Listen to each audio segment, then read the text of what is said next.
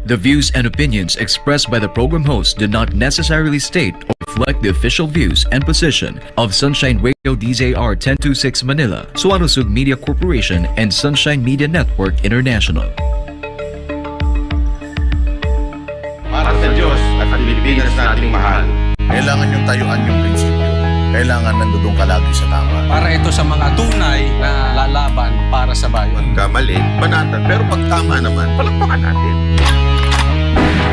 Yan ang banatero, walang nuurungan. Pag tama, palakpakan. Pag mali ay babanatan.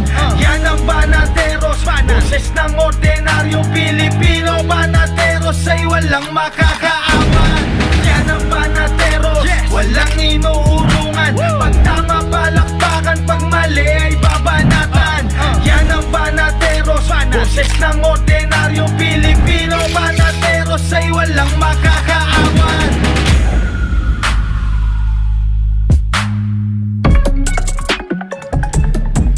Magandang gabi, Luzon, Visayas at Mindanao. Kayo ay nanonood sa Banateros dito lang sa SMNI. Ako po si Coach Oli. At ako naman po si Jay Guevara.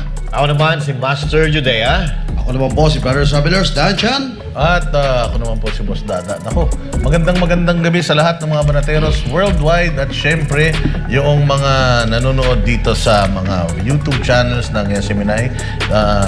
Yung kapartner mo sa balita at serbisyo, syempre yung Facebook pages ng Banateros Brothers, Coach Oli, Boss Dada, and Banat Bay Facebook pages at sa lahat ng mga nanonood sa mga cable channels ng SMNI. Magandang gabi. Nako, first time po natin na nakabalik dito sa KOJC Central Compound after nung 16 days na pagkubkob ng kapulisan. Ano na ba ang nakita ninyong mga development, Coach Oli? Balik na yung ngiti sa kanilang mukha. Bata, sa totoo lang, hindi naman nawala yung ngiti sa kanila Kaya kitang-kita natin kahit dumadaan sila sa unos, andyan pa rin ang kanilang joy. Yan po talagang prutas ng Espiritu Santo. Kaya kitang-kita natin sa kanilang galawan na sila talaga ay napakaganda ng kanilang training and napakalinis na mga partners, no? Mabango na, maaliwalas na ulit ang hangin dito, matahimik, mapayapa, you feel safe, no? Kaya, at pati dito sa studio na to na ilang beses binalik-balikan, akala natin ay hindi na tayo makakapagbanateros dito. Pero maraming salamat sa Diyos at ayun, we are here. In time din ito, Coach Oli, para sa celebration ng KOJC bukas. Ano pala yung okasyon ng KOJC bukas? Yung Sunship. Sunship. Sunship. Bukas po yan. Marami pong mga delegates from other countries, yung mga KLCs sa ibang bansa ang pupunta rito para makiselebrate. Grabe, no? Parang last week, nagsiselebrate lang sila kahit nandito police. Ngayon, magsiselebrate na naman sila pero kagandahan, wala na yung mga police dito. Jay Guevara, ano mga napansin mo nung iyong pagpasok dito? Yun nga, talagang alam naman natin na payapa talaga na dito sa KOJC. Yun nga lang, nung dumating ang mga pulis at namalagi sila dito at ngayon ay nakakatuwa dahil wala na nga sila mas lalong payapa ang nakikita na natin at talagang yung ngiti ng mga member at yung linis kasi kanina nakita namin yung mga bulaklak nga pinagtatanggal na sa mga yan katulad niya yung mga nasa puno na yan wala na yun ngayon dahil parang yan ang ginawang tapunan ng mga basura ng mga pulis dito. Dinuduraan pa yan. Dinuduraan at may mga upos pa daw ng sigarilyo. Kaya yun, pinagtatanggal at pinagpapalitan. At may, grabe no, ultimong bulaklak na parang talagang nasaktan dahil naglanta. Nalanta yung mga bulaklak. Kaya ang ginawa na lang ay pinalitan na lang hulat at yung iba kung kaya pang patabayin or buhayin, yun ang ginawa ng mga workers dito sa KOJC compound. At yun, napakabilis mga banateros, napakabilis ng paggawa nila ng pag-renovate, ayos nila ng mga sinira ng mga pulis dito sa loob ng KOJC. Abangan nyo yan sa mga vlogs namin kasi ipupuntahan namin at ibablog namin, no? So kayo, Boss Dada, back to you. Isa pa, bago ko ibigay kay Master Judea, yung yung Waxies, balik na po sa kanilang 24-hour na operations kasi naantala yung operations yan dahil noong mga nandito yung mga kumubkob na PNP, hanggang 12 o'clock lang yan at saka pati yung mga supply ng tubig, hinaharang-harangan nila kaya talagang na-disrupt yung business ng Waxies. And ngayon, balik na po sila sa 24 oras at meron pong meron po sila sa GrabFood at ma-check nyo lang inyong mga app dito sa Davao, makakapagpa-deliver na kayo ulit 24 oras. Master Judea, ano ba mga napansin mo? Okay, so yan nga, sana tuloy-tuloy na ang development nitong Kingdom of Jesus Christ compound, no? At kanina, no, maiba na yung pakiramdam natin, mapayapa na, maaliwalas na, hindi katulad noong may mga pulis pa dito. Medyo may pakiramdam ka na galit, matatakot ka, may intimidate. Pero kanina pagpasok namin dito, talaga, nakapasok na yung natin, yung sasakyan ng walang umaharang at dire-diretso. At yung mga lagusan dito ay normal na din. At syempre, yung ang pinaka-importante, yung galaw ng mga Kingdom workers ay nakakagalaw na sila ng maayos. At yung ngiti sa kanilang mga labi at yung aliwalas ng mukha, yun ang nakita natin na talagang unti-unti nang naibabalik. Although, meron pang mga bakas na kahapon, katulad na nga sinabi ng ating mga partners na itong mga halaman, pati itong mga Bermuda grass ay talagang papalitan yan dahil nagkasira-sira ito at yung mga halaman na nasa paso, yung nandun sa upuan, no? Papalitan po yan. Ganyan po nila inaalagaan itong Kingdom compound, Kingdom of Jesus Christ compound at sana hindi na po uli mangyari yung katulad na nangyayari dahil ito po ay lagi nating sinasabi, ito po ay banal na lugar. Ito po ang kanilang tirahan, ito po ang kanilang dalanginan na kanila po itong iginagalang. At nakita natin yung cathedral kanina, yung cathedral na sinalaula, pinagbubutas yung sahig at pinagbubutas yung dingding ay binaklas na po ng tuluyan lahat ng nandyan, papalitan po yan ng bago dahil ayaw po ng mga dito ng mga tao dito na nakakakita ng bakas ng nakaraan, bakas ng karahasan. So pag nakikita na kasi nila pag nagtira ka dyan ng patsi-patsi, yung mga butas-butas, pag nakita yan ng Kingdom members, maaalala pa rin nila yung nakaraan, yung nangyari. Unlike doon sa binabago lahat, ay wala kang makikitang bakas, talagang patuloy na makaka-recover at makakapag-move on ang lahat ng KOJC workers at pati na rin yung mga katulad natin ng mga vloggers na pumapasok dito dahil tayo ay talaga namang na-experience natin lahat ng pangyayari mula day 1 hanggang sa ngayon and hopefully, no? Hindi na mangyari ulit ito, hindi lang sa KOJC, at pati na rin sa ibang mga sekta o bang relihiyon. Sana ito po ay hindi na mangyari dahil ito po ay pinagbabawal sa batas. Kahit nga gera, hindi dapat nilulusob ang bahay-sambahan ng kahit anong sekta pa man yan. So, nagpapasalamat tayo at natapos na yung pakikipaglaban. At sa bagay, sabi nga, ito ang tunay na laban, nagsisimula pa lang. At maraming salamat sa mga sumusuporta sa amin at lalo-lalo na sa mga sumusuporta sa Kingdom of Jesus Christ. Sabi nga natin bukas, Master Judea, Yes, meron silang sonship, yung gaganaping isang malaking event. Sayang lang, ako hinayang na hinayang doon sa mga delegates na maagang nakapag-book ng kanilang flight dahil a-attend doon sa yung 39th year anniversary, yung Passover. Imbis na sana kasi minsan na makauwi yung mga OFW natin imbis sana nakapunta sila dito at nakapag-enjoy. 2 weeks na nandito yung mga police, actually more than 16 days sila nandito. Yung mga delegates natin na lalong-lalo na yung mga leaders ng KLCs abroad, imbis magpakasaya dito, nagbantay magdamag sa init ng araw. So talagang ang laki ng mga bagay na nasakripisyo dahil dito sa maling pagsiserve ng warrant of arrest dito sa Kingdom Compound. Danchan, anong iyong mga natunghayan? Yes, una nakita ko dito mga kabayan, yung fight the good fight of faith. na nakita ko sa ating mga member ng mga taga Kingdom of Jesus Christ. Halos nasabi na ho ng ating mga kasamahan yung pong pagbabago, ano, at yung bakas ng karahasan ay hindi na po natin gustong balikan, at nakita po natin nanunumbalik po ano po yung amoy po ng halimuyak ng mga bulaklak dito. Hindi kamukha nung nandito pa yung mga kapulisan, talaga hong napakaiba ang amoy.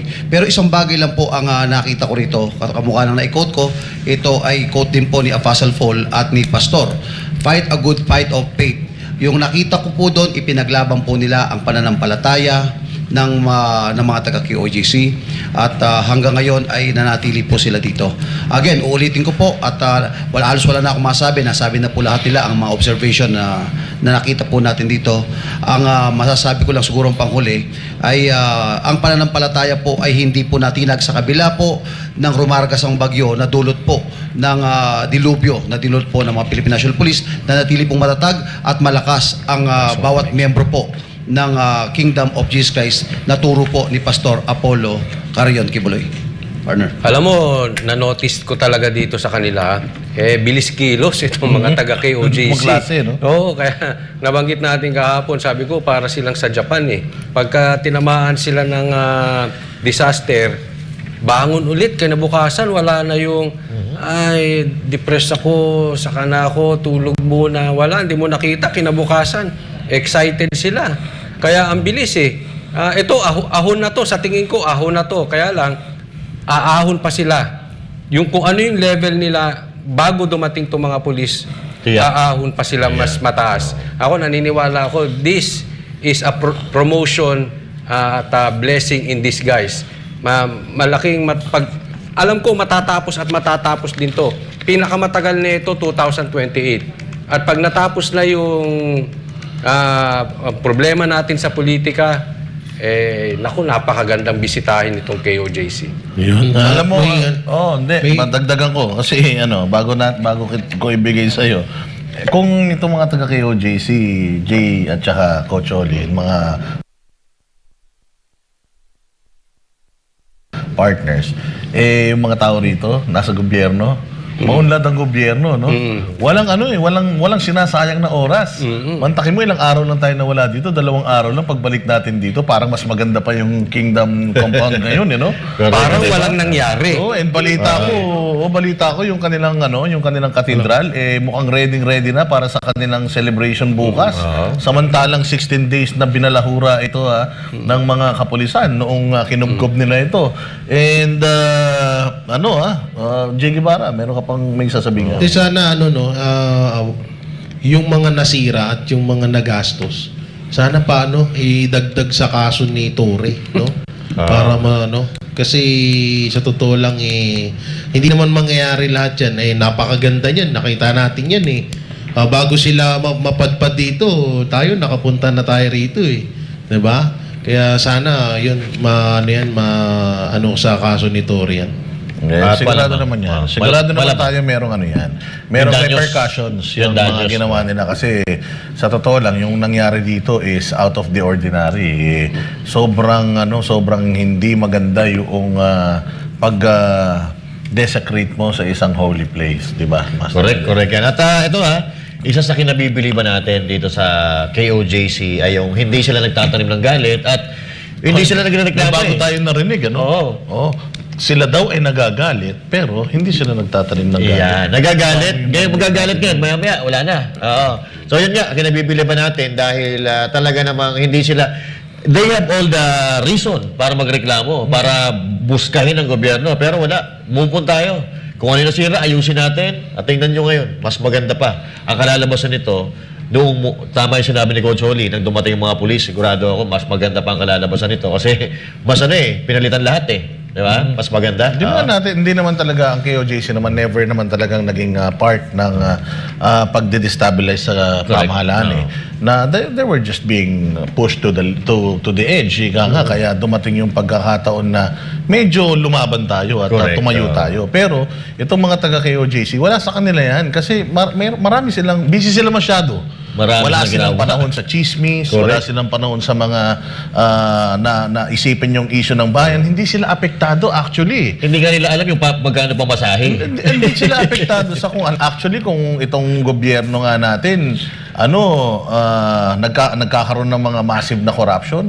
Hindi sila apektado dahil dito sa kanila walang corruption eh. Meron Correct. silang sariling mga pinagkukunan ng may mga resources sila na nagagamit para sa kanila. So sa totoo lang si pastor nga kumbaga sobrang bait nga ni pastor na pwede namang sila na lang yung magtamasa nung ginhawa, Biyaya. karangyaan, biyaya ng Panginoon. Pero isinishare pa nila sa iba, di ba? Kinuwento nga natin, yung airport sila pala nag-landscape dyan. Yes. NTFL CAC, 1 billion ang ginastos nila para yung mga rebelde, labanan ang mga rebelde, and so on and so forth. So, wala. Itong KOJC, nasa sila ang gusto nila is nation building. Nation building. Ayaw nila nung makialam sa mga chismis na ikapapahamak din ng kapwa natin Pilipino kasi they're too busy para isipin lahat ng yan. Kaya naman kinakalaban talaga ng nila pastor ang rebelde.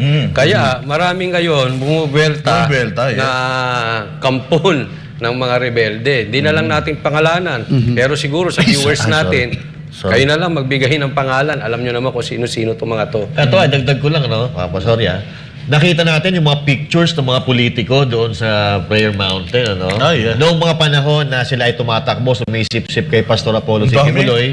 Ang dami, Lahat nagulat ng ako. politiko. Nagulat ako, napakarami nila. Yung iba doon, nag-tridor na. Yung iba, nanggamit lang. At yung iba naman, mga tahimik sila ngayon. Siguro nakikiramdam, wala pa naman silang kailangan dito kay Pastor siguro. Sana, kahit papaano, magkaroon tayo ng konting utang na loob. Yan. Dami, kitang-kita. Yung Dami nila. timeline Dami, Dami lahat yan. ng mga politiko. Mga Nakita ko yung senatorial picture boards. nung nagpupulburon. Oo, marami. Wala akong pinakalaban. Dalawa yung nakita ko dyan sa mga picture na yan. Yung iba patay na, yung iba adik na ngayon. Oy! Walang nga. Easy! Pero marami. Hindi naman pinangalanan Ano yun? Vlogger yung sinasabi niya. Peace on earth tayo daw. Ito ay opinion ng Banateros Pero walang labas dito ang KOJC at Hindi kasi syempre kami, hindi naman kami taga rito. So meron sila dyang wall kung saan nandiyan yung mga politiko, personalities na nagpunta rito para magpa-picture kay Pastor Apollo Kibuloy. Siguro yung iba dyan humingi ng basbas, humingi ng suporta. Pero makikita mo sa ngayon parang iilan-ilan lang yung Ang kakapal na mga yung mga masasabi nating nasa tabi pa din ni Pastor. Yes, rejoinder lang ako sa sinabi nyo about doon po kay dito sa nakita ko sa mga members. Dito po natin makikita kung ano po ang itinuro ni Pastor Apollo Kibuloy sa mga membro. Hindi po sila nagtanim ng sama ng loob. Even Jesus Christ nagalit pero hindi nagkasala. Sa nakita ko po dito sa loob, dito mo makikita ang isang leader kung gaano kabuti, kung gaano kahusay at kung papaano niya tinuruan ang bawat miyembro dito na ngayon ay nakikita natin, Boss Dada, Coach Oli. Nakita niyo kung gaano ka-humble ang mga tao dito. Hindi nagbago. Although may mga dilubyo dumating dito, pero nakita mo pa rin sila, nakangiti pa rin sila. Di ba? Tayo lang yata mayabang dito tayo lang ang galit Dahil sila hindi galit Wala na yung galit sa puso nila By the way, mga partners, meron ditong mga balita tayo nakikita na interview ni Colonel Marantan. Well, si Colonel Marantan actually nung nandito siya, isa siya sa pinaka mga approachables na mga opisyal. Hindi natin alam bakit ganun si Colonel Marantan pero may mga interview siya ngayon. May sinasabi siya ditong mga angel of death. Pero ito, may mga biktima daw natatakot dumanong lumutang dahil malakas daw at may control si Pastor Apollo Kibuloy sa AFP at PNP. parang baliktad ata. Parang kabaliktaran yata. Bigyan ko lang na maiksing komento yan. Sige. Kung totoo yung angel of death na yan, ang daming patay dito. Meron daw, ito Coach Oli, dagdag ko, meron siyang trained armed men who is protecting him. Wow. ROTC yun. Di ba totoo? May skulahan dito Sila maglalakad-lakad, naglalakad-lakad tayo, humihilik sila dyan Oo. O di ba? Tsaka kung meron. Kung may angel of death dyan, di pinagtitira sila. Correct. Ni isa nga walang namatay dyan sa kanila eh. Ni Sa isa atin pa nga may namatay eh. Sa atin pa may namatay. Ni isa walang natirga sa kanila. Ako talaga, Colonel Diba? Marantan, ha? Bait-bait pa naman. Fake Ang news. pogi-pogi pa naman sa'yo si Attorney Dinah, tapos may tira pa ilalim Tsaka pa wala. Boss Dada, nung wala pa sila dito, maririnig natin tumutunog palaka. Nung nandito na sila, puro hilik na ng mga pulis. Kaya malabo yung sinasabi nila na may mga ganyan. Eh kung meron mang ganyan, di pinagbabaril na kayo noon pa sa galit sa ginawa niyo sa kanila. Sa dami ng Diba? mga pang-aabuso dito. Ito pa isa, meron siyang tinatawag na angels of death. These are his protectors. Anyone who violates sa mga secrecy ay doon sila papasok to get them at kanilang families. Diyos mio, alam ko merong nagpoprotekta dito ng mga anghel. Anghel. Pero Maraming manifestations eh, Oo. tungkol doon eh, na may mga malalaking anghel daw di sila ditong mga nakikita na palakad-lakad dito sa compound. Pero, Eto, Boss Dada, no? Boss Dada, wala pa bang na-violate? Wala. Wala pa bang na-violate sa rights ng Kingdom of Jesus Christ? Paulit-ulit yung pagba-violate ninyo, wala namang lumabas na angel of death. Tigilan nyo mga kami. Diba? I'm sorry kasi parang ano na itong chismis na to? Chismis to eh. Ang angel of death daw ay it can be a combination of both active and non-members of security forces. Sila ang miyembro. Meron akong voluntary na nag-surrender ni sa member of that, patay tayo dyan. ilabas nyo. Ilabas nyo kung sino yan. Basta, Mahirap. Walang yan. Hindi Mga na rin marites bago talaga. yan. Hindi na rin bago. Dahil yan din yung ibinabato nila sa mga Duterte, di ba? Na may mga anong tawag nila doon sa sa army na yun? DDS. Ano yan? Duterte. Duterte Squad ba? Hindi Duterte na bago Squad. yan eh. Chismis to eh. Kung mapapansin nyo, kung ano yung ginagawa nila sa mga Duterte na mga ka-fake newsan at haka-haka nilang mga pinagsasabi, ganun din yung ginagawa nila ngayon sa KOJC. No, hindi talagang halos magkaparehas lang dahil yun lang naman din yung taktika nila para butasan ng KOJC o ang mga Duterte. Kaya napakalabo na yung pinagsasabi ni Maranta na yun. Baka baka nabulungan ni Torin na naman yan. Ito, tandaan natin noong nandito pa yung mga pulis, ang daming naglabasan ng fake news. Samantalang kami yung nasa loob, ang nagbabalita yung ibang mainstream media na sila ay nasa labas. Kung tayo ngayon, yung issue, yung balita ay nasa loob, na fake news pa nila, saan katutak ang fake news? Ngayon pa kayang nasa labas at wala tayo doon, walang bantay, sila-sila na lang. Lahat ng sasabihin nila doon, guaranteed yan. Karamihan dyan. Sa 10, 11 dyan, fake news. Ano ba? Lahat na lang ibibintang yan ako eh. Hindi ako baka mamaya pati pagpatay kay Ninoy Aquino dito ibintang. Tatawa nga ako pag nakikita ko to kasi alam mo Marantan, kailangan maglabas ka ng ebidensya tungkol dito kasi baka mamaya niyan nananaginip ka lang ha. Kasi usong-uso yan. Bago mo reaksyonan, sabi dito, malaki ang grupo nila to my understanding. So sa pagkakaintindi niya, walang hiya. Baka naman ano mo lang to ha. Baka naman napanood mo lang sa TV to, Colonel Marantan ha. Sabi niya dito, Pastor Quiboloy bought firearms para sa kanila. Ito ang latest firearms na hindi naman sinurrender sa amin. Parang no? Parang ito yung yung putol-putol at mahirap idugtong na istorya ng isang testigo na meron daw tawag dito, may mansyon, katabi ng tent. Wala naman tayo nakitang tent na katabi ng mansyon. At ang akala ko, yung mga marites sa kanto lang ang nagchichismis. Ngayon pala, pati pulis, nagchichismis.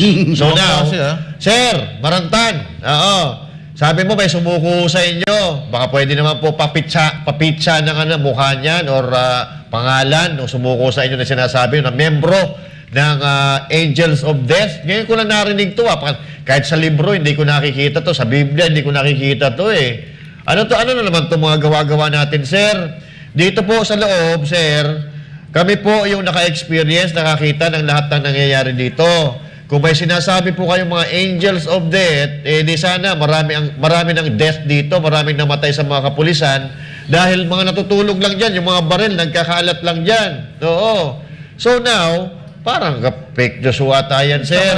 Oo, pulis ho tayo. Dapat ang pinapakalat natin, totoo. Hindi po chismis. 16 days kayo nandirito. Wala kayo natagpuan kahit na isang bala man lang. Tapos sinasabi mo na mayroong private army na may mga baril at kung ano-ano pa. Ito, sorry, dugtungan ko lang. Boss Dada, siguro kaya sinasabi na may private army, may ROTC. Lalahanin natin, may school po dito. Pwede sila mag-ROTC. May school dito eh. Wala namang problema siguro doon kung mag-ROTC sila. Di ba? Unahin ko lang ito mga partners, Coach Oli, Boss Dada, Mas Judea, Sir Bro J. Angels of Death, 7 millions to 8 millions members of Kingdom of Jesus Christ. Meron na po pala kayong doktrina ng Angels of Death. Hindi alam ng 7 to 8 millions na member ng KOJC. Kasi panibagong doktrina ito, bagong turo ito eh. Pangalawa, yung sinasabi po ng ni Colonel Marantan na may mga panibago na lumutang na mga witness at nagte-testify against Pastor Apollo Quiboloy. Sir, hindi lang po dito at napakarami, merong Amanda, merong alias Rene na puro sinungaling. Huwag nyo na pong dagdagan, sir. Huwag nyo nang dagdagan itong mga false witness na ito. Maalala natin na itong si Torre ay pumunta rito sa loob ng KOJC. Very malicious Boss Dada, mantakin nyo yung merito ng kaso pinag-uusapan instead to serve the arrest warrant. Second, at meron pa siyang binabanggit na meron siyang mga nakita rito sa loob ng compound na ini-imply niya na merong mga human trafficking, child abuse. No, wala naman. Like, di ba Coach Oli? At ito, yan natin, lilinawin ko lang, again, sa 7 to 8 millions member of Kingdom of Jesus Christ sa mga taga-KOGC, may bago na po pala kayong doktrina. Na hindi alam ng 8 millions na member po ng KOJC na may panibagong turo na o doktrina na Angels of Death. Ngayon lang natin narinig yan, Yes. Mabigat itong mga na to. At meron pa sinasabi dito si Colonel Marantan na kaya si Pastor Quiboloy daw ay vasectomized. Chismoso talaga. Ito, actually marami pa, no? Damay. Ano ba to? Vlogger ba to? Police? Hindi ko Kasi ma- ugaling vlogger eh. Dapat nga, ang vlogger pagka nagbalita may ebidensya eh. Pag nagbalita Pero ito- ka na walang ebidensya, chismoso ka. At saka inano niya to, interview to sa isang legitimate na radio station, Pwede talagang kasuhan. Kasi Coach, inilabas niya na eh. Coach, ang Nagpa-interview kaso na siya. niyan, lilinawin ko lang at kung ipinahayag ito sa radyo, ay Cyber Libel Republic Act 10175. At Colonel Marantan, hindi ho pangkaraniwang paratang ito. Cyber Libel po ito, Republic Act 10175 ang kakaharapin nyo. Masyadong vulgar ho ito, malisyoso, walang ebidensya. May mga counts ito, Oh, yes. Kasi ilang ilang points yung niya. So, pareha sila ni Anyways, it's not up to us to talk about kung ano man yung ikakaso. Pero ang sinasabi lang natin, bilang isang pulis, kailangan, kasi may sinasabi pa siya doon na 100% sigurado daw siya na totoo yung mga kwento sa kanya. Sino ka? Sorry. Sino ka para magsabi na 100% totoo yung mga isinusumbong sa'yo ng kung sino-sino? Baka mamaya, mo lang yan bulong-bulong lang yung nakakarating sa'yo. Sino ka para magsabi na totoo ito? Ikaw ay isang polis, dapat nag-iimbestiga ka. Hindi ka judge para magsabi na totoo ito, hindi ba? Wala ka sa posisyon para dyan. Coach, Mga dadag ko partners. lang ito, basta na Coach. Parang nagkaroon ng, sa Senado, may Risa Hontivero. Sa Kapulisan, merong Marantan. Yun. So, eto nga, no? Di ba? Maalala nyo, so sinabi ni Torre, medyo malisyoso yung mga pinahayag ni Torre doon sa hearing. Eto, mas matindi pa sa malisyoso, tinumbok na talaga niya. Mas matindi pa pala to si Marantan, na patay-tahimik lang doon sa hearing. Binulgar na niya dito. Ito yung, di ba, meron tayong intel na na-receive na di umano nagkakarera itong dalawang to si Marantan at saka si Torre. Nagkakarera daw ito para sa mataas na posisyon. Yun. Oo, kaya nag-uunahan silang makahuli kay Pastor. Yun. Hindi nila nahuli parehas. So ngayon, pagalingan sila ngayon gumawa ng istorya. Dinadaan nila sa statement Oo, ngayon. kailangan, may mga kanya-kanya silang istorya. Kung si Torre, malisyoso lang, eto si binabanggit na talaga dito na Actually, mahirap basahin to kasi baka may mga bata nanonood. Parehas na parehas kasi ganyan ang atake ni Torres sa Senado eh. Nasa Senado tayo, makita mo, in 13 days, ang presentation niya is all about malice.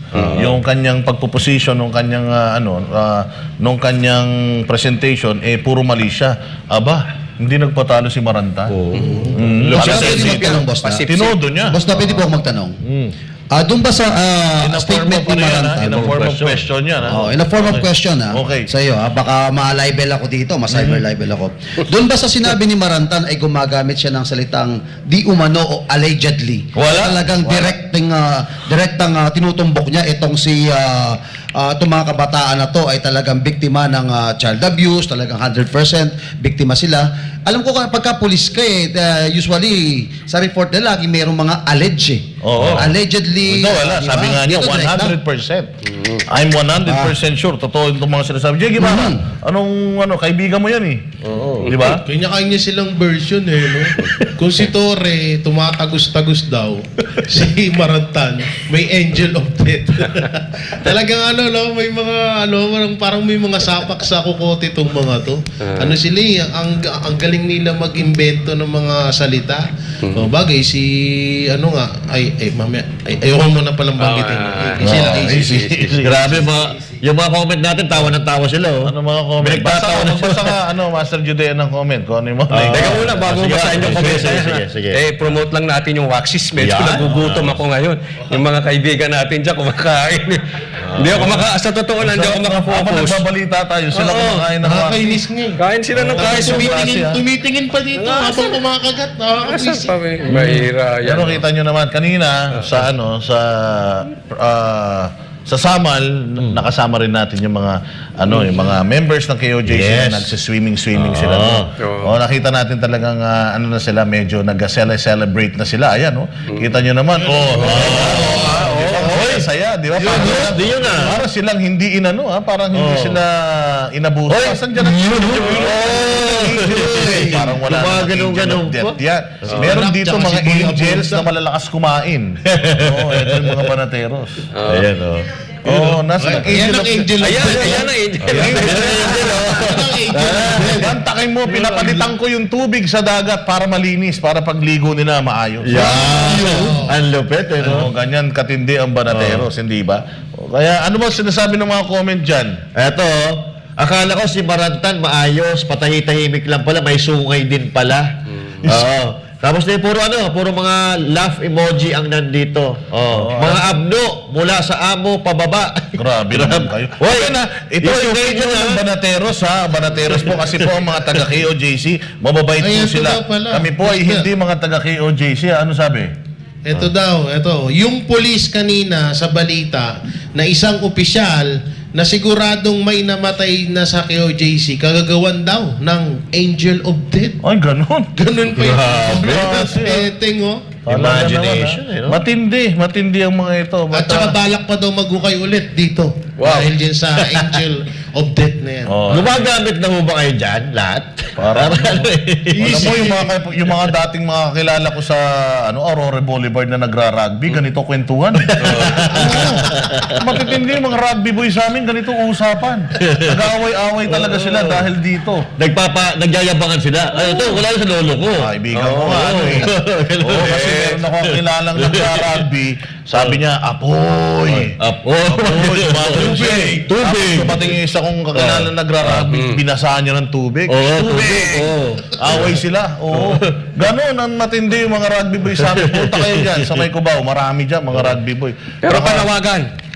Tawagin natin si Mayor Baste kasi sabi niya, obserbahan niya lang to si Marantan So nung medyo tumahimik, no? Pero ngayon medyo nagkakalat na. Tingnan natin kung anong masasabi at papasa ito dito sa Davao City kay Mayor Baste. Coach Oli, may utos dito. May utos dito kasi tapos na eh. Di ba? Sumuko na si Pastor. Wala di ba? May kaso naman na sa korte. Para saan pa itong mga ginagawa nila? Yun Meron nga talagang talaga. mas malaking meron talagang... Boss Dada, singit ko lang ito. Sige. Parang nabudol ho yung mga taga KOJC kay Marantan eh. Bakit? Alam nyo bakit? di ba, kausap ni Atty. Torion at napakabait. Sabi nga natin, ba, sa lahat ng mga opisyalis dito, itong si Marantan lang itong medyo matinu-tinong kausap. Nagpa-picture pa kayo, Oo, Tony? nagpa-picture pa. Matino naman Oo, di kausap. ba? Oo, hindi. In fairness, ha? In Oo, fairness kay Marantan. nag-middleman siya eh. Okay siya eh. Sabi ko, pag dumarating si Tori, doon lang naman na nagkakagulo, parang binubudol ho itong mga ano. Nung panahon na yon na nandito si Marantan, hindi niya sinasabing, ay, may nakausap ako dito. Mayroon kaming mga angels of death na may na-interview kaming ganito. Wala nga namatay. Di ba? Bigla na lumusok. Basta di ba? Medyo nakakapagtaka kami sa Colonel Marantan. Colonel Marantan, mukhang pati yung kaibigan mo, binudol mo. Ang sabi mo doon ayan, pakinig nito ni Master Judea. Ang sabi mo, Koyang, at nahimik ako sa Quezon At naiipit ako ngayon sa gulong ito. O, di ba? Pati na rin yung kaibigan na... Matinong kausap, sinungaling lang. Yun lang. Hindi, pero katulad ng sinasabi natin, itong mga to ay may mga mas mataas na mga opisyalis na mga to. And I think mayroon talagang may nagkukumpas talaga at mayroong dito na ipangako sa mga ito na posisyon. Palagay ko talaga PNP chief ang naipangako sa mga ito. Kaya kanya-kanya sila ngayon ng pabibo. Yan. Jay Guevara, may sasabihin ka? Bakit kaya nagpulis tong mga to? Hindi na lang kayo naging writer. Sa mga pelikula, bagay kayo sa ganyan kasi ang gagaling yung gumawa ng kwento Matindi. Pero inyo, may pa angel of death pa kayo. Okay sana kung sa ating pa ibinasi yun Angel of death yan Pero biro mo isang police, mapapaisip ng ganong klaseng imahinasyon. Diba? Parang first time, parang talaga mga partner, wala namang walang ibang tinuturo dito kundi salita ng Panginoon, pagmamahal. May angel of death. Nung araw na paalis kayo, sana wala nagpapasalamat sa inyo. Lahat ng taga rito, kahit na binalahuran niyo yung mga tao rito, niyayakap yung mga pulis ninyo. Di ba? Lahat yan, nung nagkakamayan, nag-iiyakan, marami. Mantakin mo, lumalabas yung mga polis, pinapasalamatan ng mga members. Correct. Ay, alam ko na, Boss D. Alam ko na tinuturing na angel of death ni Marantan. Yung mga pulis. Kasi gawain ng angel of death yung gawain ginawa dito ng mga kapulisan. Pwede. Bakit ni Angel of Death, Angel Bad Breath? Kasi 16 days ka ba naman dito, bad breath ka na talaga Nag-iwan pa daw ng basuka dun sa kingdom. Pati daw mga inidoro pinalitan. Pati yung mga taga-kingdom. Yung inidoro dito pinalitan. Kasi inupuan daw yun ng mga satanas Kaya pinalitan. Pinalitan lahat. Yung mga halaman, nahingahan na yan ng mga demonyo. Kaya palitan na yan. Kailangan. Kasi sana nga ma-experience pa natin yung kanilang re-resecrate, yung pagpapahid nila ng langis sa buong compound. Ay, sana. Kaya lang, palagay ko baka siguro i-schedule ng matindi yan. Pero, ayun, mapunta tayo sa ibang balita. Naku po, Inday Sara. Ito na. Wag na tayo sa kwentong barbero. Alam mo, ito si Abalos, sinasabi niya, kwentong barbero, kotsero. Ano tawag kaya niyan sa mga kwento nito ni Marantan? Parang Kwentong bangag. Chismis Chismis lang. Anyways, dito na tayo kay Inday Sara. Ayan, narinig nyo naman siguro kung ano yung mga nangyayari ngayon. Si Inday Sara, kinaltasan ng at least 70% ba yung tinanggal doon sa kanyang budget? 700 million na lang yata yung natira. Baka pampasweldo na lang yan sa mga tauhan niya. Anong masasabi nyo dyan, Coach Oli? Zero na. Sana nga siniro na Siniro na. Nahiya pa sila. Ganyan din naman ang patutunguhan yan Pero antayin natin kasi magagalit na talaga ang taong bayan. Isipin mo, pagdating kay Sara, tinitipid siya. Tapos yung ginastos ng mga pulis dito, doon na lang, pasahod, etc., finokus, parang yung security. Tinanggalan ng security si BP Sara dahil kailangan lang ng madagdagan ng mga pulis, yung pala, dito lang sasayangin. Ganito rin sa budget, di ba? Pero sige, meron tayong balita tungkol dyan Ayan, tuluyan nang tinapyas ng Kamara ang panukalang higit 2 bilyong pisong budget ng Office of the Vice President para sa susunod na taon. Pero nauna rito, ipinunto ni VP Sara Duterte na handa siya at ang kanyang tanggapan kahit patanggalan ng pondo ang OVP. Narito ang balita ni Val Divina Gracia. Inirekomenda na ng House Budget Committee ang pagtapya sa panukalang pondo ng Office of the Vice President para sa susunod na taon. Sinabi ni House Appropriations Senior Vice Chair Stella Kimbo, mula sa hiling na higit 2 bilyong pisong pondo ng OVP, magiging higit 700 milyong piso na lamang ang ilalaan sa OVP para sa 2025. Ibig sabihin, nasa halos 1.3 bilyong piso ang tinapyas ng komite mula sa OVP budget. At ang natapyas na budget ay ililipat umano sa Department of Social Welfare and Development at Department of Health. Gagamitin ito para sa assistance to individuals in crisis situation at medical assistance for indigent and financially incapacitated patients. Kung maaalala, hindi sinipot ng OVP sa pangunguna ni Vice President Sara Duterte ang pangalawang pagdinig para sa budget nito sa 2025. Sa isa ring interview, sinabi ni VP Sara na handa ito sakaling hindi siya bigyan ng pondo sa susunod na taon. Handa ako sa Office of the Vice President na magtrabaho kahit walang budget.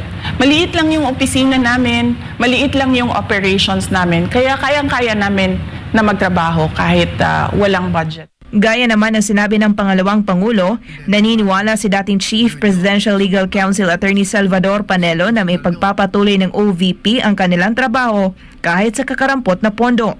Hindi, wala yun eh. Kahit na walang budget, tatrabaho. Kaya ang kagandahan dito. Kaya mahal ito ng taong bayan. Correct. Walang agenda eh. Walang agenda siya. Samantala, politika naman ang nakikitang dahilan ni Attorney Panelo kung bakit ginigipit ang budget ng OVP. Siya ang target ng House of Representatives.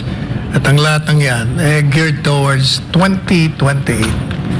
Kaya wag na ko kayong umasa na hindi siya titigilan. Talagang tuloy-tuloy yan. Para sa Diyos at sa Pilipinas kong mahal, ako si Valdivina Gracia. SMNI News. Ayan. Ako Akala siguro ng Akala siguro ng kamera. Akala siguro ng kamera itong si Inday Sara patay gutom sa pera, no? Oo, hindi katulad nitong co-chairman nitong committee na to na may mga lumalabas sa TikTok, lintik. Ang mga designer bags, designer clothes. Wow. Oo, antindi saan nang galing pinambibili nyo yan? O dapat magkaroon ng lifestyle check, no, sa lahat ng mga kawani ng pamahalaan, no? Tapos i-record kung ano yung mga mamahalin na mga gamit na nakikita in public kasi syempre ang public office is a public trust, ika nga. Kailangan kayo transparent kayo sa lahat ng mga alam niyo sila ko lang bago ka si PRD katulad ng sinasabi ko. May si Basti Duterte merong sasakyan na ibinigay sa kanya yung isang endorsement niya dahil syempre siya doon may kontrata siya doon na i-endorse siya nitong produkto na to. Binigyan siya ng isang mamahaling sasakyan. Nung nakita ni PRD na ginagamit niya yung sasakyan na yun, pinagalitan niya si Mayor Basti. Sabi niya, "Uy, ano yan? Kanina yan? Sa'yo yan? Iyan mo yan. Huwag mong gagamitin yan, ibenta mo yan." Kasi pangit na nakikita ng mga tao na nasa pamahalaan tayo, tapos namumuhay tayo ng marangya. Ganon ang disiplina ni PRD. Right there and then, si Mayor Baste, binenta yung yung sasakyan na yun. Meron pa siyang isang sasakyan na binigay din sa kanya ng isang supporter, pero ibinabalik niya yun dahil nagalit din si PRD. Isoli mo yan kung kanino man ibinabalik niya, ayaw nang tanggapin netong nagbigay sa kanya dahil binigay na sa kanya sports car to. Ang ginawa ni Mayor Baste, binili ng ambulansya, pinamigay sa mga mga barangay dito sa Davao. Ganyan ang mga Duterte. Kaya kung sisiraan niyo yung mga Duterte, baka naman pwede wag sa corruption at saka sa droga. Kasi nilalabanan nga nila yan nung panahon nga nila nawala yan . Nawala nga kayong mga kurakong nung panahon ni Duterte. Ngayon nga lang kayo ulit nagsibalik dahil panahon na yata ng mga kriminal ngayon, kaya nandiyan na naman kayo Coach Oli. Tama. Si Boss Dada, ang galing talaga. Pag Duterte ang pag-uusapan, Excuse me. Huwag yung tungkol sa corruption. Alam naman ng mga Pilipino yan Ang galit lang talaga sa mga Duterte, yung mga adik. Diretsuhin na natin. Kasi talagang sinugpo nila yan. Drugs, corruption, at saka itong mga rebelde. Yan talagang tatak Duterte yan. Di na natin may aalis yan. Kaya itong mga sinabi ni Attorney Panelo, nakakalungkot, pero naniniwala ako doon. Hanggang 2028 yan. Kung aabot, puro paninira kay BP Sara yan. At ang mas nakakalungkot pa doon, hindi lang mga Duterte ang sisiraan. Ang ahensya ng gobyerno ngayon, nakikita natin na mga pulis, hindi man lahat, mga kongresista, hindi man lahat, doon sila nakafocus. Marami sa kanila nakafocus para siraan ng mga Duterte at mga kaalyado ng mga Duterte. Nakakasawa na po. Nakakalungkot at nakakahinayang kasi yung perang nilulustay para dito ay talagang tumatapon. Marami nga tayong alam, binabayaran pa yung mga vloggers para lang siraan ang mga Duterte. At yan po ay well documented kasi mismo yung mga vloggers umamin. Meron pa nga kami Binabayaran mga sila, video, yes. ano dyan eh. Na binabayaran sila. Taxpayers money yung ginagamit sa kanila. Tsaka madagdagan ko lang, bago natin ibigay kay Jay Guevara, saan ba nakatira si PRD ngayon? Tingnan yung bahay ni PRD, sobrang simple. Tingnan yung pamumuhay ni PRD, sobrang simple. Yung pananamit ng matanda, sobrang simple. Sabi nga niya nung nakausap natin siya nung nakaraan, masyadong malaki ang gagastusin ko kapag tinulungan ko pagka pumunta ako ng Maynila, pero dahil tatakbo si Mocha Uson sa distrito 3 ng Maynila, kahit magastos pupunta ako. So maririnig mo ba yon sa isang tao na korap? Walang problema pera pagka korap ka. Pero ito si PRD, laging bukang bibig niya na wala akong pera, Makikita mo naman talaga sa kanya na hindi talaga siya magarbo no? Kahit sa pananamit and all. Makikita mo talaga, pwede mo talaga silang siguro pagbintangan na maras sila, marami silang mga nasaktan, marami silang mga ginulpe, o kung ano man. Pero corruption, Babaero, di ba? babaero, pwede siguro. oo. Pero pagdating sa corruption at saka sa droga, talagang negative hindi mo maano yan. May papansin mo sa kanilang lahat, napayak sila. Si Inday Sara, nakita mo ba nagdamit ng ano yan? Ng designer clothes yan? Sila Baste, nakikita natin. Maputol kita. Kahit simple yung damit ni BP Sara, ang ganda, no? Maganda siya. Oo. Hindi na kailangan, hindi katulad nito ni Kimbo, na kailangan pang magdamit ng maganda para magmukhang tao. Hindi lang yan, meron Di isa, ba? ang ganda, alam mo, mamahalin yung suot, pero mukhang penguin eh. Sino yan? Hindi ko Yun ang papanggap ng presidente. Easy.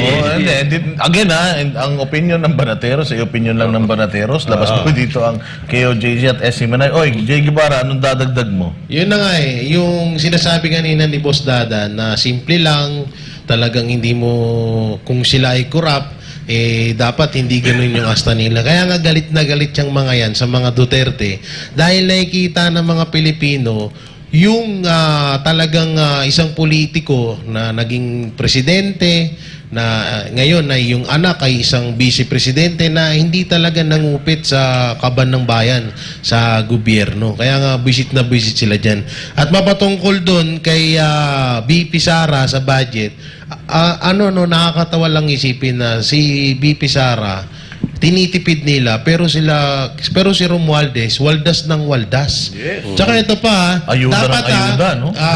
kayong mga Pilipino, tayong mga Pilipino ay dapat bumilib tayo sa mga Duterte dahil biruin mo kahit wala ng pondo ang kanilang opisina ay magtatrabaho pa rin. Alam mo yun nasa screen, Jay Guevara?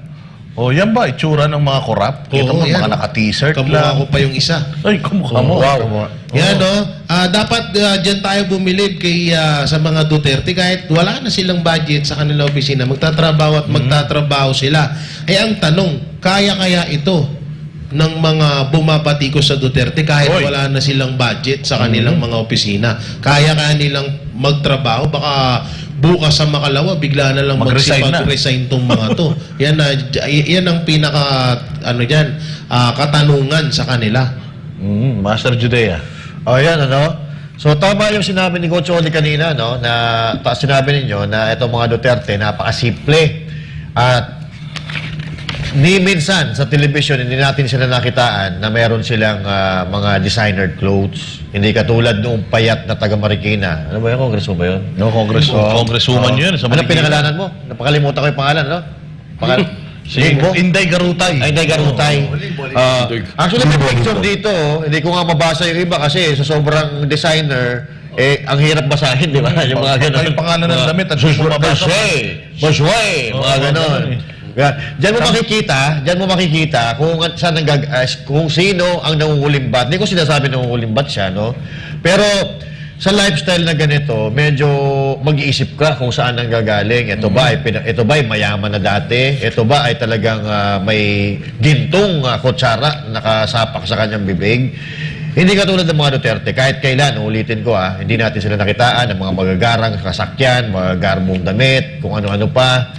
At ito 2 billion lang hinihingi ng Office of the Vice President, no? Hindi niyo binigay. 2 billion, 1.4 billion per day nga sa flood control. Correct. Per day.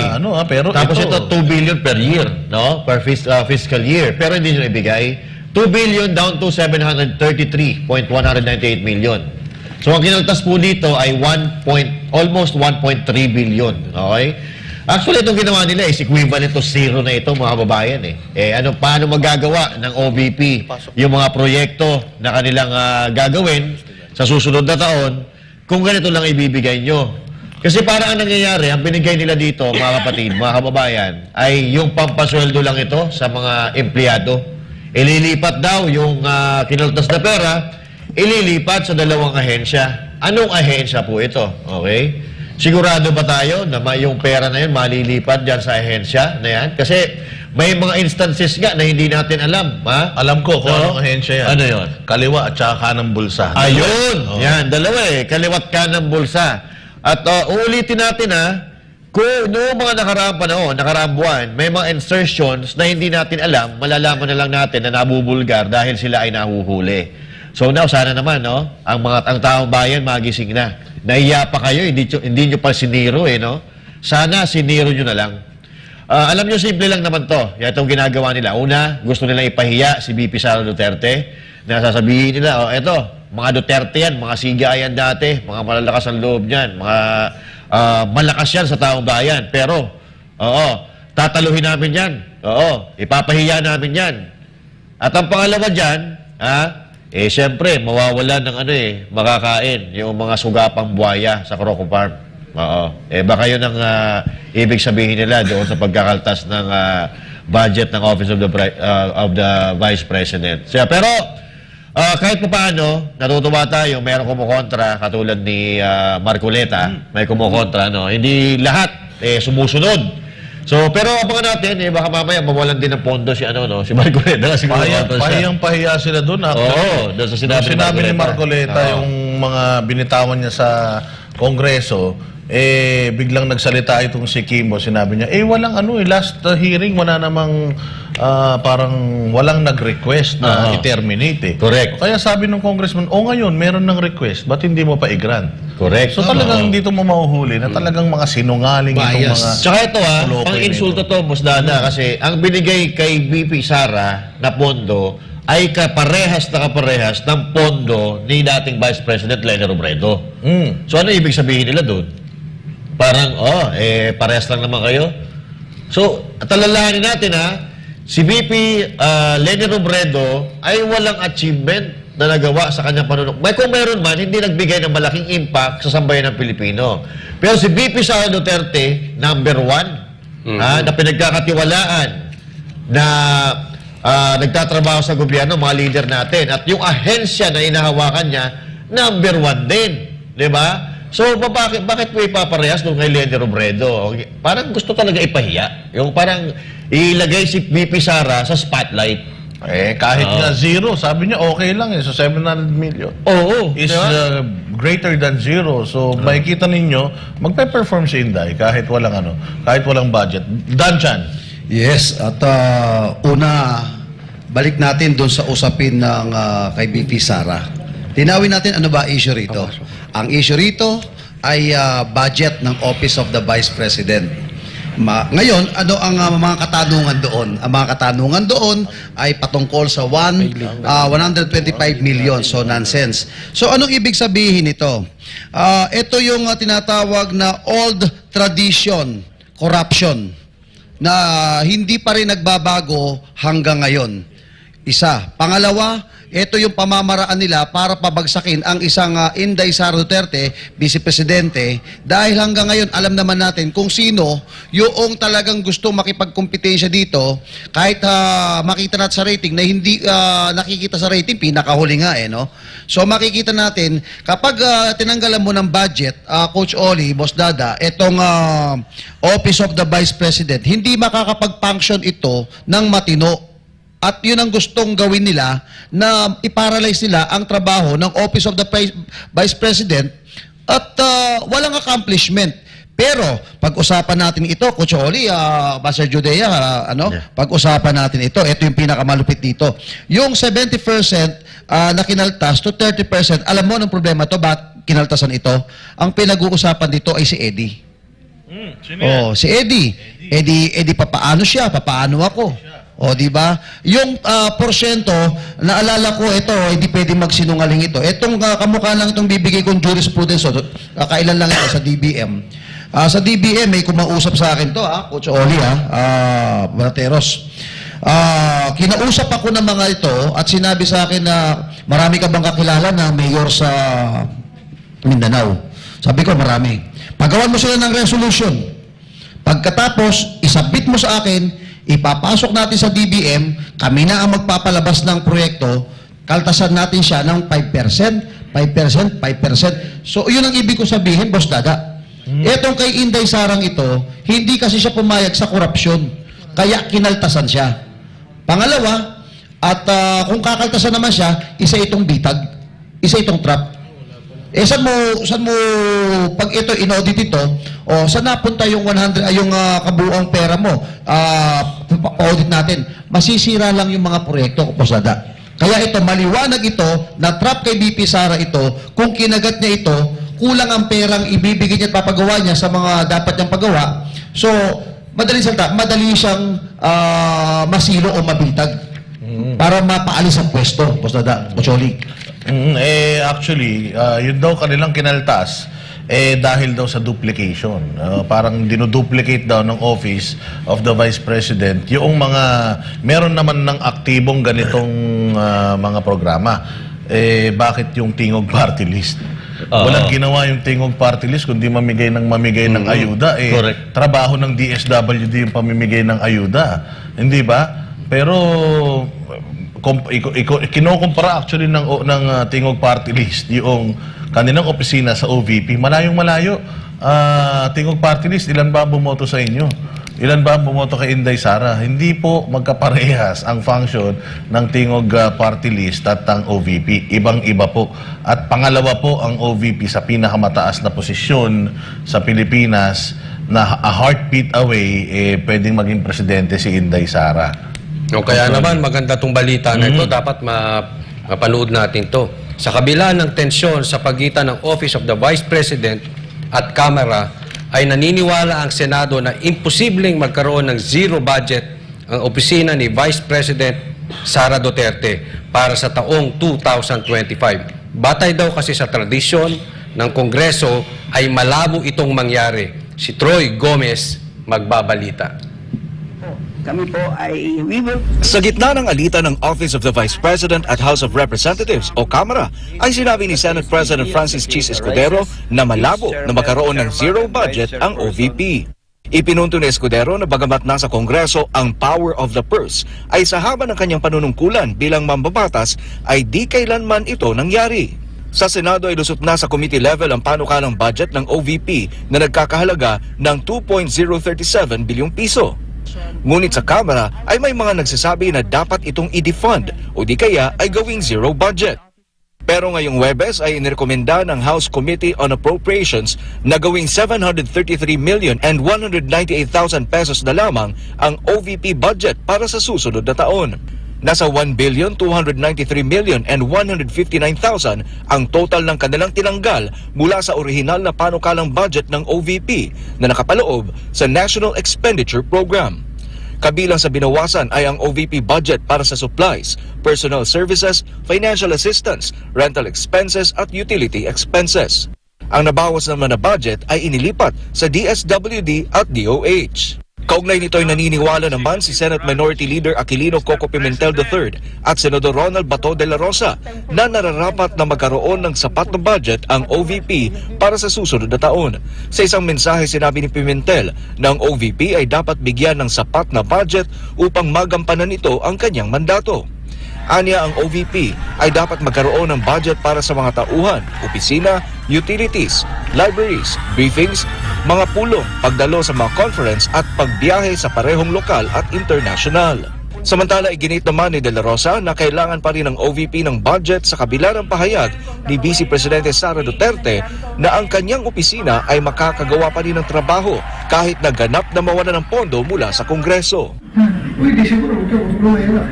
Saan ko na sweldo yung kanyang mga staff, yung mga tao sa opisina?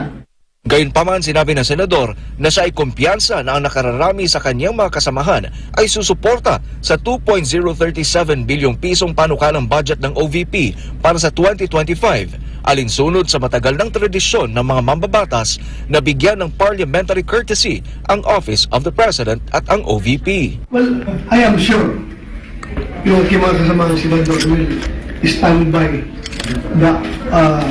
the time-honored tradition to top two offices of the government, Office of the President and Office of the Vice President ay bibigyan naman yan ng kaukulang respeto. I'm sure yung aking mga kasama nito ay for the preservation of that tradition. Ang magkabilang bersyon ng Senado at Kamara sa budget ay inaasahan na aayusin sa Bicameral Conference Committee. Para sa Diyos at sa Pilipinas kung mahal, Troy Gomez nag-uulat, SMNI News. Coach Oli? Ayun, nagustuhan ko rin yung sinabi ni Congressman Marcoleta na kung ayaw natin dun sa tao, irespeto natin yung opisina. Respect the Office of the Vice President. Alam, problema ngayon dito, astang sindikato itong mga ito. Pag ayaw nila, pagkasagabal sa kanilang pangarap, gigipitin. Kulang na lang patayin nila si BP Sara. Dadaanin nila sa panggigipit hanggat sa sumuko si BP Sara. Pero tatandaan natin, kayang patunayan ni BP Sara kahit maliit ang budget o kahit zero budget yan, mas lalo silang babalik sa kanila, lalo silang magmumukhang tanga dyan dahil sila ang laki-laki ng budget. Tungkol nga dyan sa flood project nga, laki-laki ng budget. Wala namang nangyari. Itong tingog na ito, di ba? Namigay pa ng ayuda dito si Tamba. Nilangaw. Kaya nga sabi, di ba? Ano sabi sa atin ni Mayor Baste? O bumalik ka rito, papalakpakan ka namin. Mayabang ka pala dalhin mo ulit dito, doble. Sabi nga niya, buwan-buwan, gawin mo. Total, mayabang ka. Pera rin naman ng taong bayan yung pinamimigay ninyo, feeling ninyo, galing sa mga bulsa ninyo. Punta kayo ulit dito. Yun ang sinabi niya. Isipin mo, ang daming binakong sa lugar. Pero dito sila namigay ng ayuda. Pero matatalino mga tiga Davao. Yun ang sinabi talaga. Kahit ako yung mga nasasakyan kong Grab, sinasabi nila, hindi, Duterte kami. Yung mga yan, kasi nadadaanan namin yan yung lugar nila. Yung mga yan, kukuha lang yan. Siyempre, mamimigay na ayuda. Pero ang puso ng mga taga Davao, na kay Duterte. Alam mo, minsan nga nakakaawa na to sila Tambay dahil yung kanilang mga pinagagawa, napaka-desperate. No? Kahit nga sabihin natin, walang Duterte sa mundo, etong si Tamba, hindi rin to mananalo. Walang pag-asa. Kaya ewan ko na lang kung hindi ka pa matauhan. Pero sana, ito'y panawagan sa ating mga kababayang Pilipino. Kitang-kita naman natin Sana gumising na po tayo. Kitang-kita lahat ng nangyayari ngayon, lahat ng galawan, politically motivated. O, di ba? Saan ka nakakita ng ganyang administrasyon? Ngayon lang, partners. Jay. Yun. Bali, so matatandaan natin na yung ginagawa ngayon kay BP Sara, ay ganyan na ganyan din yung ginawa nila noon nung siya pa ay DepEd Secretary. So, ginipit nila ng paulit-ulit hanggang sa talagang nagkatotoo na yung kagustuhan ng mga anti-Duterte na umalis si BP Sara bilang DepEd Secretary. So, ngayon, ginagawa nila yun ulit parang gusto nila ulit na sumuko si BP Sara bilang vice presidente, at alam naman natin kung sino na yung papalit diyan kapag nagkataon at kung mangyari man yun, at alam naman natin na hindi naman mangyayari yun, no? At ito pa yung pinakamalala dito.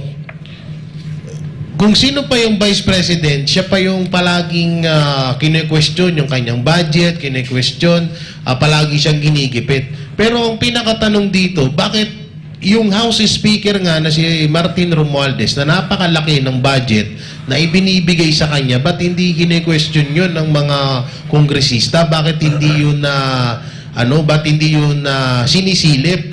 At saka bakit mas pinapayagan natin na mas magkaroon ng malaking budget etong si House Speaker Martin Romualdez kesa sa ating Vice President na alam naman natin na ito yung pangalawang pinuno ng bansa ng Pilipinas, at wala sa kalingkingan yung boto nito, yung boto ni Martin Romualdez sa boto ni BP Sara ng taong bayan. Kaya nakakapagtaka lang na grabe nilang walang yain si BP Sara, pero si Martin Romualdez hinahayaan nilang magwaldas ng pera. Boss Dada? Ayan, Master Judea, meron kang gustong idagdag? Okay, so, ayuda. Mukhang nauubos yung pera natin dito sa ayuda. At balikan ko muna si Stella Kimbo, no? Diyan sa tumira kami sa Marikina, siguro mga 10 years kami tumira sa Marikina. Talagang susubaybayan namin ang takbo ng politika diyan sa Marikina. Etong si Marcy Teodoro diyan sa Marikina, napakasimple. Kabaliktaran itong mga Kimbo na talaga namang medyo may pagka-alta sosyedad ang mga datingan. Nakikita niyo naman, si Stella Kimbo. At meron nga ako nakita kanina, mga Hermes ang gamit, mga low pullover, that cost hundreds of thousand pesos kada isang damit, isang bag, isang kwintas, that worth hundreds of thousand pesos. Samantalang dyan sa Marikina, ang dami dyan ng mga lugar na sa tuwing umuulan, kahit konting ulan, binabaha. Papayag ho ba kayo na ganyan? Na yung kongresista ninyo, yung relo, ang ganda, yung kongresista ninyo, buhay reyna, buhay prinsesa. Diba? Tapos kayo, nagdidildil kayo ng asin. Hindi ko naman sinasabi na bawal ang ganyan. Hindi ko sinasabi na bawal ang ganyan, na bawal kang bumili. Pero sana, huwag mo na i-float. Pupunta ka sa mga lugar-lugar dyan sa bayan mo, tapos nakaganyan kang damit. Ipapakita mo yung karangyaan, samantalang yung nakapalibot sa'yo, punong-puno ng kahirapan. Alam niyo, ito, asong-aso talaga ito ni Tambaluslos eh. Lagi naman natin nakikita. Yung paling niya, lagi nandun kay Tamba. Dahil ito yung tradisyon nga ng Kongreso sa pagbibigay ng budget sa Office of the Vice President na dapat ay binibigyan ng kortesiya, ay wala, tinanggal na talaga nila. At yung unang kinagalit ni Marcoleta, binibigyan dapat ng kortesiya ang Office of the Vice President when it comes to budget. At minention pa nga ni Congressman Marcoleta yung mga nagdaang Vice President na hindi naman nahirapan sa pagpapasa ng budget. Pero bakit dito kay BP Sara? Dahil siya ay Duterte? Dahil siya ay kumukontra doon sa gusto ninyong mangyari? Dahil hindi siya umaayon doon sa mga kabulastugan na pinagagawa nyo, yan ang ginagawa nyo. Binisto yung scam nila. Dahil binisto yung mga scam ninyo na hanggang ngayon, marami pa tayong aabangan kay BP Sara Duterte dahil meron pa mga ibubulgar si BP Sara Duterte na worth billions of pesos nanggagaling sa kaban ng bayan. Tapos sasabihin nyo, naninira lang si BP Sara Duterte. Wow! Complete ang dokumento na pinapakita ni BP Sara Duterte. Kaya kayong mga Pilipino, huwag kayong magtanga-tangahan, huwag tayong magbububobohan, huwag tayong magbulag-bulagan. Dahil maliwanag pa sa sikat ng araw na tayo ay binabalasubas ng mga dambon, na mga kroko na ito. Tandaan natin, 2 taon na sila. Meno na ba sila nagawa sa ating bansa? 2 taon na sila, pero wala pa tayong nakukita na proyekto na magbibigay ng malaking impact, lalo-lalo na sa mga ordinaryong Pilipino. Nakakagalit ito mga kababayan. Kaya kung tayo ay hindi magsasalita, imbis na umangat ang bansang Pilipinas, wala tayong pupuntahan kundi tayo lulubog. Totoo yan, walang bagong kalsada, walang bagong ospital, walang bagong mga infrastructure. Pero punong-puno po tayo, halos buwan-buwan, merong mga bilyong-bilyong ayuda na ipinamimigay sa mga Pilipino. Kaya yan ang legacy nitong gobyernong ito, ang magbigay ng ayuda at magbigay ng limos dahil ang tingin nila sa mga Pilipino, mga peasants. Yes, Boss Dada. At alam niyo po mga kababayan, nais ko lang pong ipaalam sa inyong lahat, Bro Jay, Coach Oli, Boss Dada, Master Judea, ito hong lamesang ito, dito ho sa studyong ito, dito ho natin unang narinig ang sinabi ni PPRD. Ano sinabi ni PPRD nito? Ang pinaka-corrupt na ahensya ay ang Kongreso. Dito po, kasama si Pastor noon, dito yun. Nanonood kami sa Gikan sa Masa para sa Masa. Ngayon, tayo naman ang babalik. Dito rin nabisto at inilabas ho yung tinatawag na Concurrent Resolution number 10. Ano ba itong Concurrent Resolution number 10? Na inadapt po ni Senator Ping Lacson na kung saan certification by liquidation. Nako. Kaya ito ang Dito tanong mga nabisto kababayan. yan, no? Yes, nabisto to.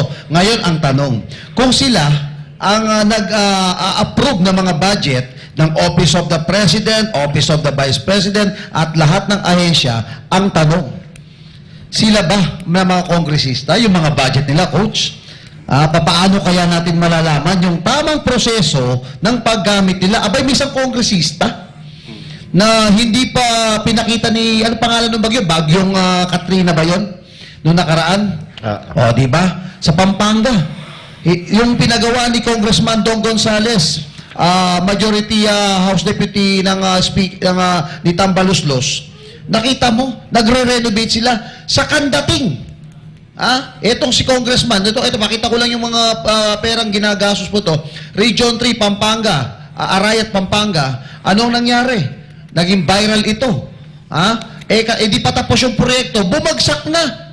Kasi sabi standard. So, uulitin ko, kung binabalatan niyo po si Inday Sara, ay marapat din po nating malaman ito, mga kababayan. Itong isyong ito, saan napupunta ang pera ng taong bayan sa mga kongresista.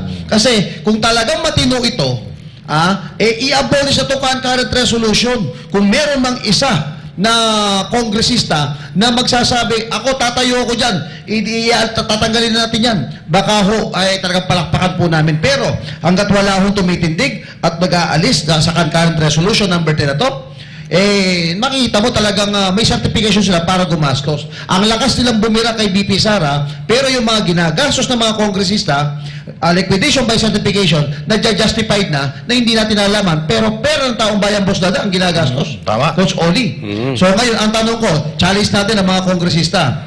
Kaya nyo bang magpagawa ng website ninyo na yung lahat ng inyong mga budget, kasi ang taong bayan nag-aanap ng budget nyo. Pag inanap sa Google, kung pangalang Congressman Boss Dada, Congressman Coach Oli, at Congressman, halimbawa lang ito makikita mo doon yung kanilang mga pangalan. Hindi na gagawin yan. At lalabas doon. Alam niyo bakit? Doon aasenso ang Pilipinas. Kasi bakit? Transparent. Takot sila sa transparent. Naman yun kapag nagawa sila ng website, ang mahal ng magpagawa ng website, ilang bilyon yun. At least transparent naman tayo. Bitay na lang. Oo. Pwede. Sabi ni Pastor, pag si Pastor to sinabi niya, naalala nyo, kung alam mo, sabi niya, dapat mga ganyan, kung ako ang presidente, sabi ni Pastor, kapag ang politiko nagnakaw at napatunayan na ako, dapat barilin sa luneta. Sinabi ni Pastor yan. Kung ganyan ho, kung ganyan ho ang pananaw ng isang tao, ay sasaluduhan ko. Bakit? Sa ibang bansa nga, pag sa Japan nga, boss, tama ba? Lagi ka na sa Japan, Boss Dada, Coach Oli. Sa Japan yata, pag official sa Japan, pag naparatangan pa lang, bumababa na. Di ba? Pero dito, naparatangan na, pakapalan pa ng muka. Sila pa nagbibigay ng budget. Well, exactly. Katulad ng sinasabi natin, dinala sa DOH at sa DSWD yung bulk ng pera dahil daw duplication, okay lang naman yun, walang problema. Pero katulad ng sinasabi kasi ni Inday Sara, napakahirap nilang humingi ng budget dito sa DSWD at sa iba pang mga ahensya kasi nga pinupolitika. Pagka Duterte, wag bigyan yan. Pero kapag party list, bigay ng pera para meron silang pang-ayuda. Isa pa, nung panahon ni PRD, mga bossing, itong si Leni Robredo, walang kahirap-hirap. Kahit na sobrang critical si Leni Robredo to the point na para na siyang obstructionist, walang ginawang matino si PRD sa kanya, lahat kinontra niya. Never nahirapan si VP Leni Robredo sa pagpapa-approve ng kanyang budget. Marami din siyang mga duplications noong panahon niya. Marami din siyang mga pagbibigay ng ayuda, pero never pinahirapan ng Kongreso na majority mga Duterte supporters ng mga congressman at sa Senado. So, bakit ngayon dito sa panahon natin pinahihirapan ng VP ang Office of the Vice President, samantalang itong presidente naman, OP, yung budget ng OP, wala namang kahirap-hirap. Wala pa yatang 30 minutes, pumasa na agad yung budget ng presidente. Kung sinisilip natin yung budget ng OVP, duplications ng mga budget ng OVP, bakit hindi natin silipin lahat? Kasi kung may tradisyon na dapat hindi sinisilip yan, OP, OVP at saka ng Supreme Court, dapat nag-a-adhere tayo doon. Kasi yun nga yung tradisyon eh. O ngayon, kinaltas nila yung renta. Inalis nila kasi parang 48 million para sa renta. Alam naman natin na ang ginawa ni Inday Sara, inilapit niya yung mga offices ng OVP sa mga tao. Kasi dati pupunta ka pupunta ka dito sa Metro Manila para makahingi ka ng tulong sa Office of the Vice President. Pero ngayon ang ginawa ni Inday, inilapit niya yung mga satellite offices sa mga sa mga major cities para hindi na kayo pupunta sa sa Maynila para humingi ng tulong. So, tinanggalan mo ng renta. So, isasara natin lahat yun?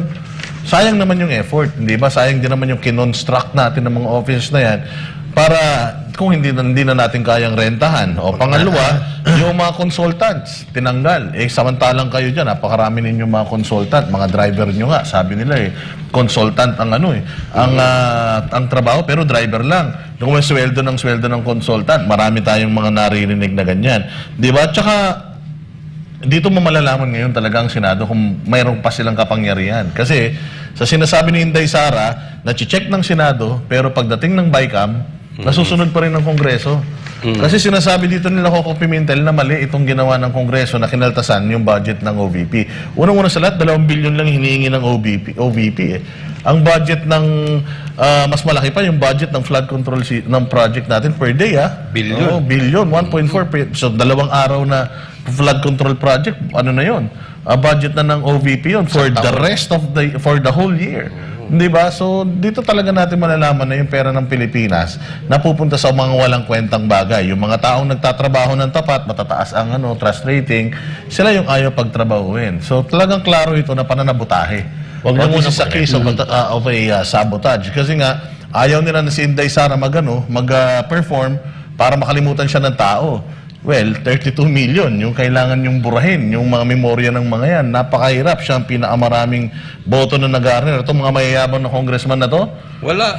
kahit pag sumasamahin mo yung mga boto nila, hindi man mangangalahati sa mga bumoto kay Inday Sara. Itong boto na itong 2 tukmol na yan. Nakakabwisit ang mga ng dalawang Kahit na pag digitin mo yung mukha nila, i-times 2 mo pa. Party list. Oo. Ang liit-liit na tao yan, ang laki sumakmal. Easy. Ang liit na tao, pero ang laki sumakmal.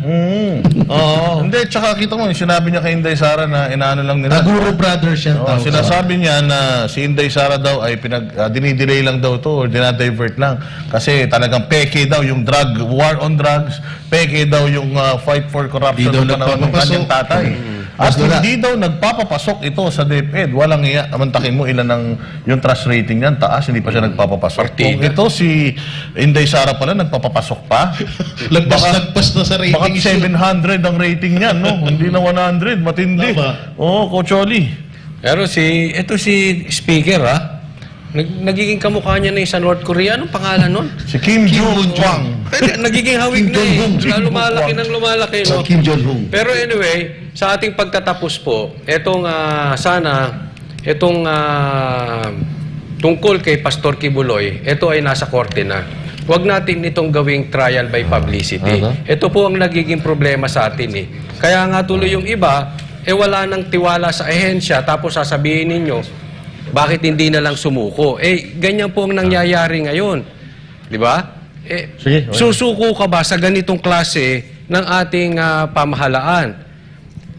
Hayaan na natin, kung kayo ay merong paratang kay Pastor Kibuloy, I suggest, dalhin nyo sa korte.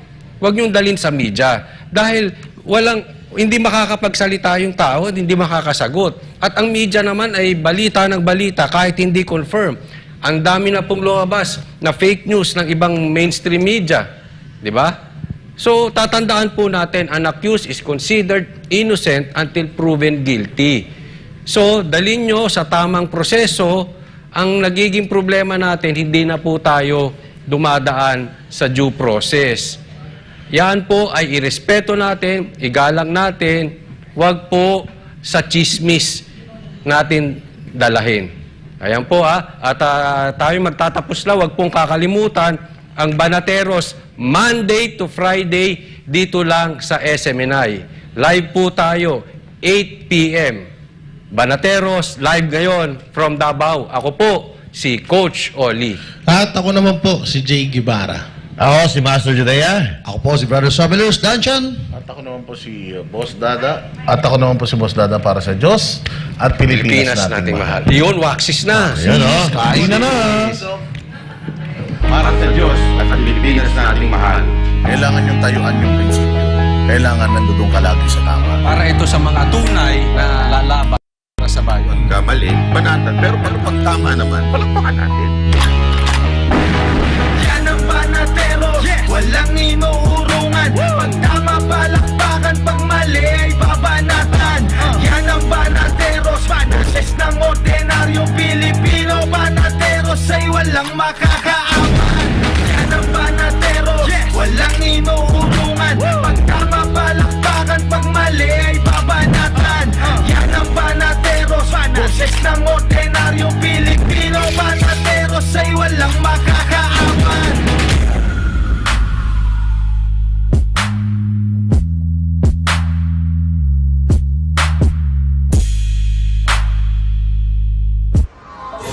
Subscribe to SMNI News Channel and turn on the notification bell to keep you up to date. Also visit our official social media accounts and join our community on Viber and Telegram.